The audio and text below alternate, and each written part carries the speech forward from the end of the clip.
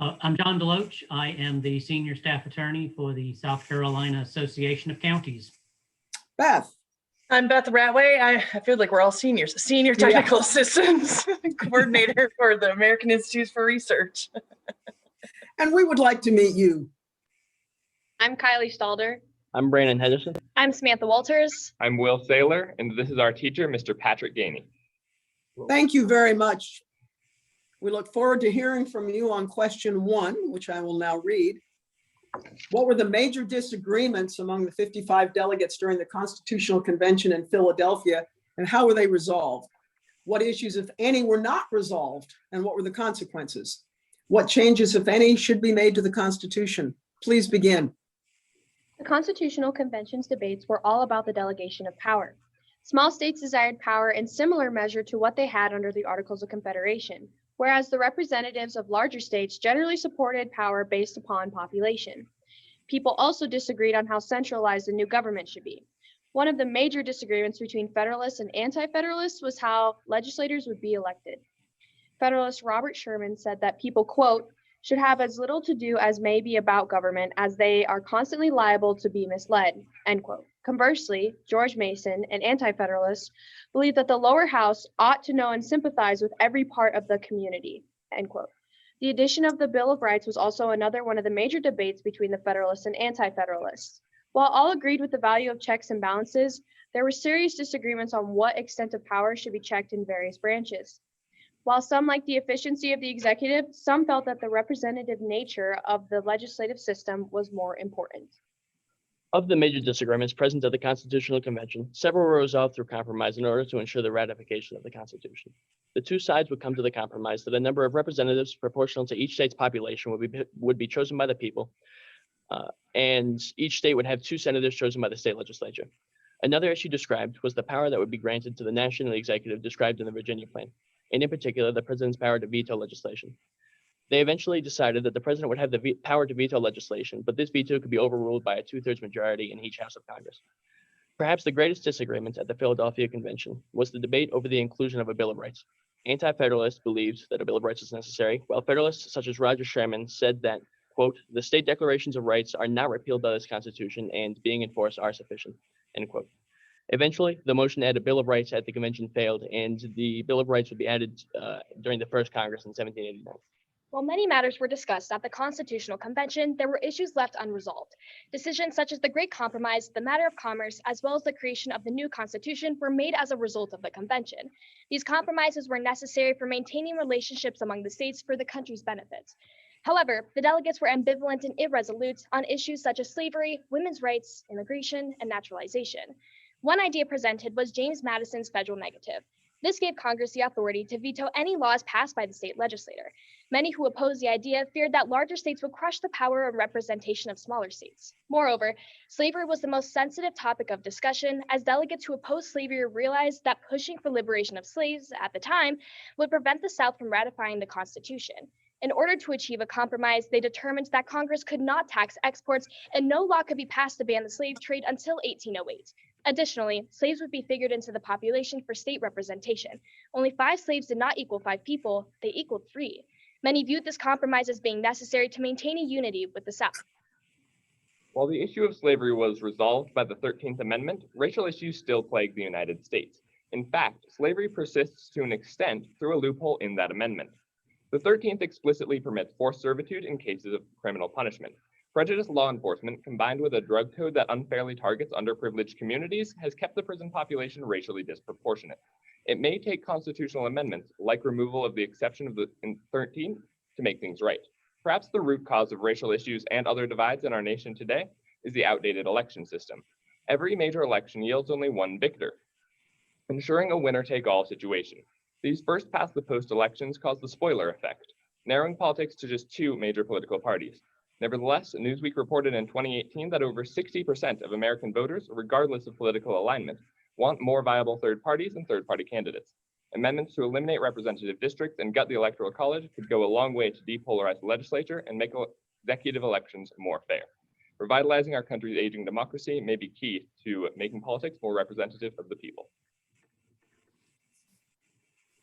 Thank you very much. And now the fun of follow-up questions. Beth, would you like to start? Sure. So many things to talk about. Exciting. I want to talk about amendments. Is this the way to go? I think most of your proposed changes were amendments.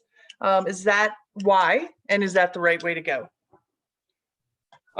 So with regards to changes to the Electoral College, an amendment is the only way to change this, as inevitably the Constitution is going to have to change because it explicitly lays out how we should elect the president.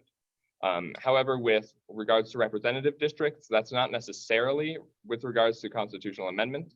And seeing as the legislature is so gridlocked, in part by the filibuster and more importantly by the two-party system, what's really important there is states' decisions to eliminate their representative districts and adopt a better system of voting.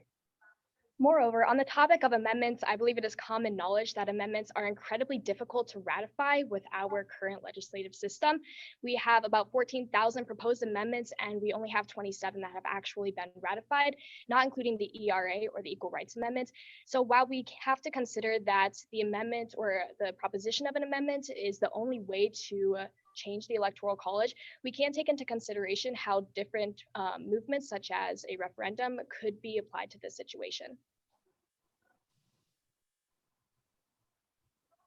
John? I want to follow up on your ideas on the Electoral College. Is amendment to the Constitution the only way to do it? There are at least one state that by law requires that its electors cast votes for president based on the proportional vote of the state. Couldn't the other states follow that lead without the necessity of amending the Constitution? Is there a way to change the Electoral College? So there is actually a petition going around state legislatures called the National Popular Vote. And when states with a total number of electors of 270 all agree to sign that petition, then it will go into effect, forcing all of those states to send electors based on the victor of the national popular vote. And so I think that this is really beneficial in that it might force an amendment because it would completely negate the Electoral College as it stands today. Building off what Will had said there, systems like that, like this petition that are going around, and state legislatures passing laws that force their electors to try to circumvent the problem of unfaithful electors, they can fix the problems by working inside the system of the Electoral College. However, if we do want to change this system of voting away from the Electoral College, that would require constitutional amendment. However, like Will said, different petitions, different organizations, or state laws can work to change the application of the Electoral College to our national election. I'd like to take us back to the Constitutional Convention. I think you said in your opening presentation that the small states wanted to keep what they have, and the large states wanted to have a representation based on population. How do we explain the fact then that the Constitution was ratified without either New York or Virginia, two of the most populous states? Ratification in those two states, tough fight. What was going on, and how does that inform our understanding of some political issues today?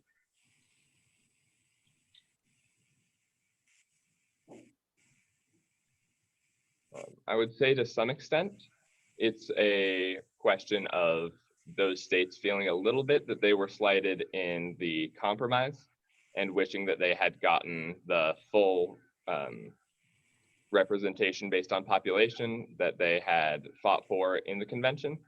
But I think also those states just realized how much power they had over the ratification of the Constitution and thought by delaying, they did have a lot of ability to change the Constitution to better suit their needs.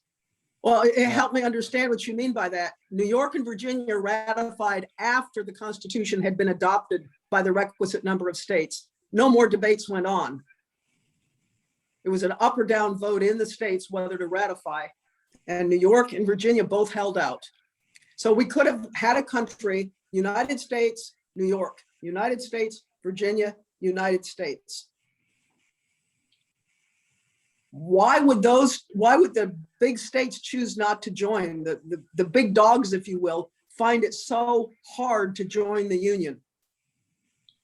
I feel like building off what Will had said, I feel like the New York and Virginia, with their large populations, delaying their choice or delaying to ratify the Constitution would be an early example of the zero-sum politics that we see practiced quite a bit in our country today. I feel like that's them being unhappy with the compromise that was made. I feel like they were trying to hold out and try to strong arm the rest of the states into giving the larger states more power like they wanted initially. And then eventually that just wouldn't work. The rest of the state, enough other states ratified that it went around their large populations and they were able to ratify anyway. Okay. Beth, go ahead. Okay. Out of all of the issues, or many of the issues that were resolved, which one would you say is still the most problematic for us today?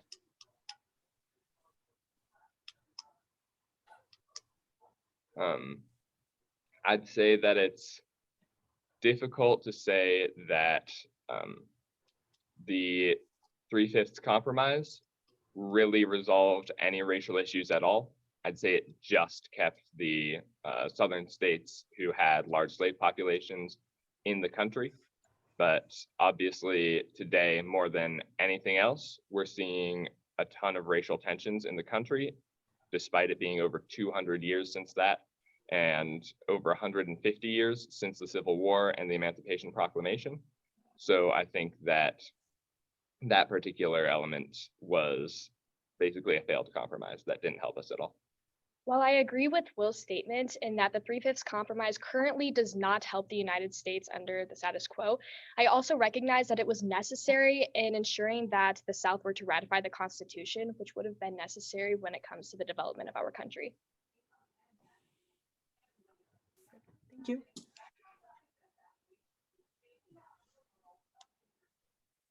Are we out of time? Where are we at, Shannon?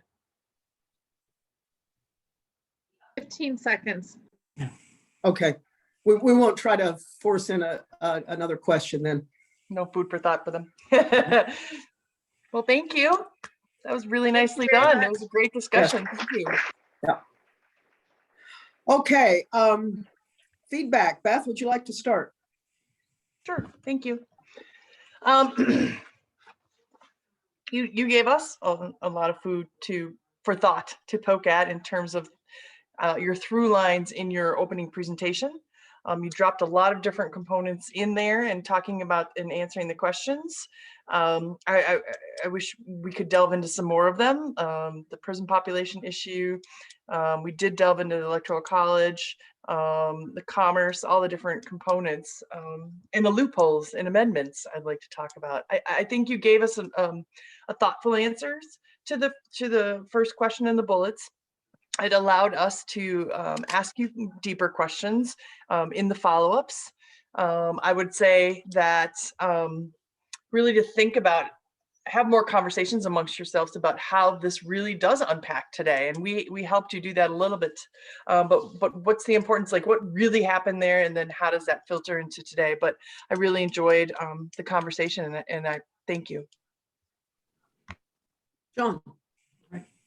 All right, thank you very much. I thought you had some well-reasoned arguments. I would have liked to have heard a little bit more when you said that there were ongoing issues with the idea of commerce and the Constitution, both at the time of the convention and today, because while I heard commerce itself, I didn't hear a lot specific about what those issues were. Yeah, and I'll follow up on that first by saying that was a really engaging, thought-provoking presentation for which we will be forever grateful. you raised issues and then didn't deal with them. Commerce is one of them. You talk about women's rights at the convention.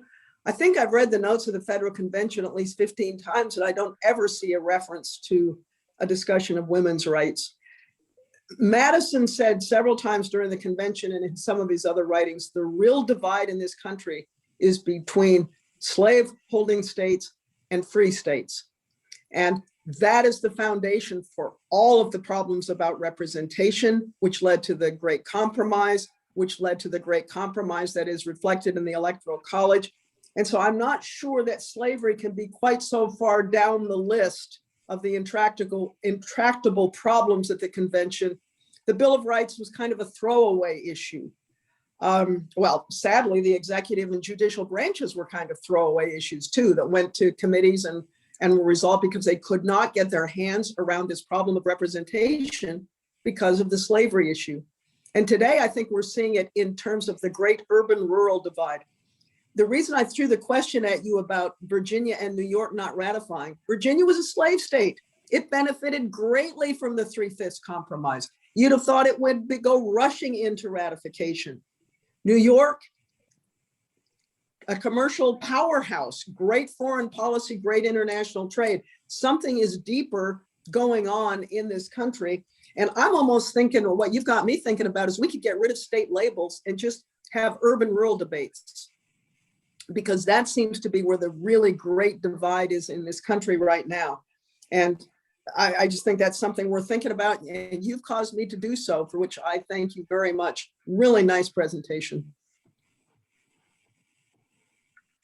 Thank you. Thank you again, students.